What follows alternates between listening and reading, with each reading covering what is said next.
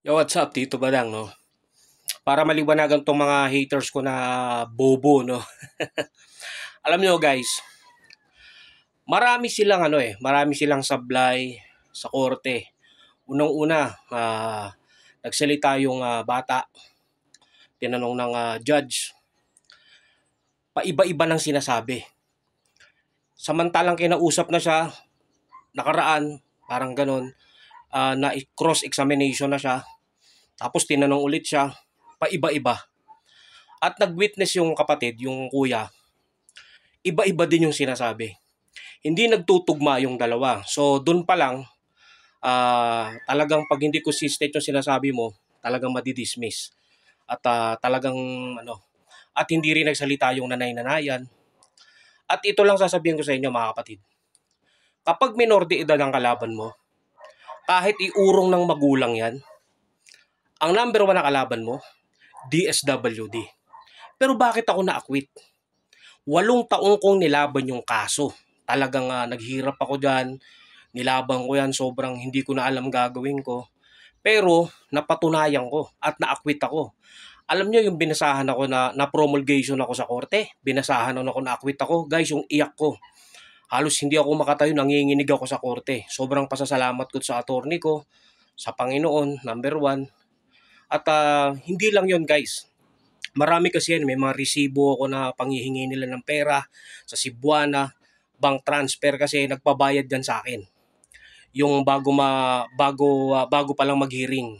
Kasi gusto nila magbayad. Pero ako, hindi ako nagbayad ng malaki dahil syempre nga wala akong pera. Doon nila tinuloy ang kaso kasi gusto nila malaki. So ang naibigay ko lang na total is 50 mil. Guys, hindi ako nagsisinungaling dito. Alam ng Diyos yan. Tsaka wala akong ginawa doon sa bata. At alam din nila kung bakit ako nandun sa kwarto. Kukwento yan. Busy lang ako. Ito lang kasi mga naalala ko. Ito lang yung nasa utak ko. Ito lang din yung mga nangyari talagang totoo. Mahirap magsinungaling dito kasi kaso to. Dahil hindi biro ang may kaso. At ito pa guys. Ang kaso ko, acts of lasciviousness. Hindi rape. Wala akong kasong rape. Sa isang korte, yung acts of lasciviousness, mahina ang kanilang ebidensya, kaya ibinasura yon ng korte. At naging kaso ko, unjust vexation. Yung unjust vexation, yun yung kaso niya ngayon. Nakaharapin niya sa gobyerno yung tatay. Tapos ito pa yan, naghihiring na kami. Malakas kasi kapit niyan eh, naghihiring na kami. Yung isang resolution, in-apply nila at final nila sa isang korte naman. Isipin mo yan alam na nila ang address ko. Naghihiring na kami. Yung isang kaso na in-apply nila, hindi ko alam.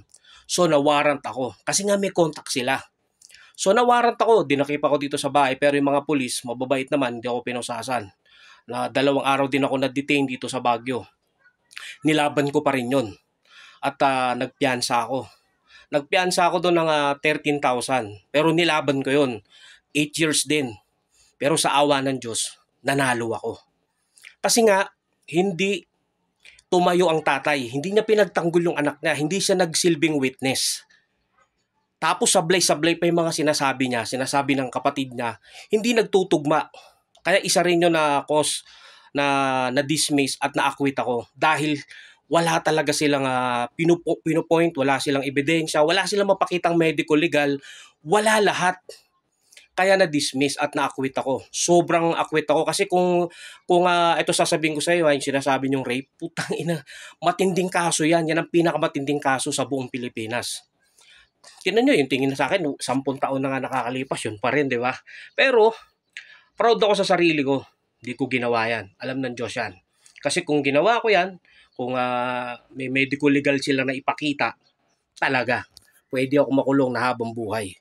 At yung unjust vexation na pwede ako makulong ng 15 years pinakamababa doon.